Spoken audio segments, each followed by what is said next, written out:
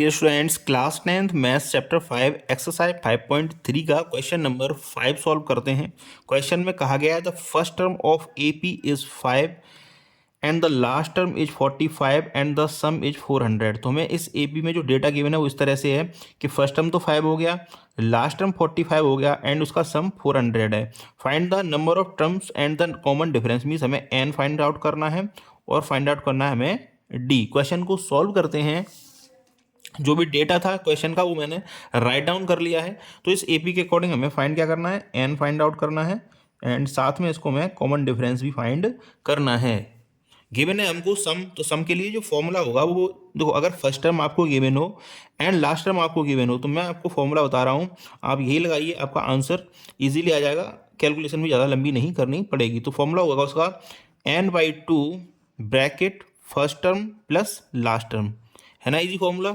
इसको लगा देंगे तो हमें एस एन गिवन है 400 हमने पुट कर दिया। यहाँ पर एन हमको पता नहीं है तो एन की जगह एन ही रहने देंगे फिलहाल। एंड ए हमें फर्स्ट टर्म गिवन है 5 एंड लास्ट टर्म गिवन है हमको 45। 400 को हम 400 के साथ क्रॉस मल्टीप्लाई में 2 को सेंड कर देंगे तो ये हो जाएगा 400 मल्टीप्लाई बाई 2 और इधर रह जाएगा एन ब्रैकेट 5 + 45 एंड 5 + 45 कितना हो जाएगा 50। इट मीन्स जो हो जाएगा 800 एंड 800 इक्वल हो जाएगा 50 एन के। 50 एन हो गया ये। अब हम क्या करेंगे, एन की वैल्यू फाइंड कर लेंगे इजीली, क्योंकि यहाँ से एन की वैल्यू आ जाएगी 800 डिवाइड बाई 50। तो 0 से 0 कैंसिल एंड एन 5 से डिवाइड लगाएंगे तो 5 बन जाए 5 एंड 5 6 30। तो एन की वैल्यू यहाँ से आ गई 16। अब इतना पता चल गया हमको कि इस एपी में टोटल 16 टर्म है।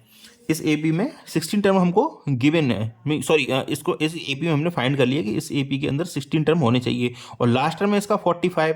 इट मीन्स इसका जो 16th टर्म होगा वो कितना होगा 45। फिर से समझ लीजिए, ये जो हमें एपी का, जिस एपी का हमको डेटा गिवन है उसमें हमने पता कर लिया है कि इस एपी में 16 टर्म है, टोटल 16 टर्म है। और हम इतना कह सकते हैं कि इसको क्वेश्चन में बोला गया है कि लास्ट टर्म इसका 45 है और उस एपी में टोटल 16 टर्म है। तो इसका मतलब ये हुआ कि इसका जो लास्ट टर्म होगा इस एपी का, मीन्स 16th जो टर्म होगा वो कितना होगा 45 होगा। तो अब यहाँ अब देखो डी फाइंड करना है तो उसके लिए क्या फॉर्मूला कौन सा लगाएंगे, A N equal to A plus N minus 1 into D. अच्छा, ए एन की जगह अब हम 45 पुट कर देंगे क्योंकि हमें पता है कि लास्ट टर्म इसका कितना है 45 है और वो कौन सा होगा 16th टर्म होगा।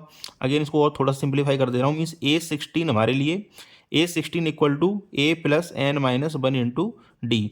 तो ए 16 मीन्स हमारे लिए लास्ट टर्म 45, तो यहाँ लिख देंगे हम 45 इक्वल टू ए हमको गिवन था 5 प्लस एन हमने अभी भी फाइंड करा है 16 माइनस 1 एंड डी हमको फाइंड करना है।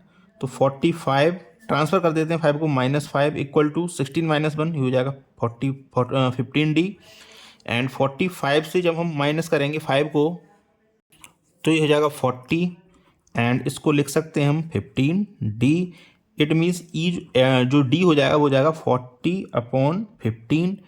5 3 जा 15 एंड 5 8 जा 40। तो जो डी की वैल्यू यहाँ से आई हमारे लिए वो आ गई 8/3। तो मीन्स जो एपी है उसमें होंगे टोटल 16 टर्म, एन की वैल्यू हमने फाइंड कर ली एंड जो कॉमन डिफरेंस होगा वो होगा 8/3। तो thank you very much for watching. Again आपसे रिक्वेस्ट है चैनल को सब्सक्राइब कर लें, वीडियो को ज़्यादा से ज़्यादा शेयर करें एंड लाइक ज़रूर कर दें। Thank you very much.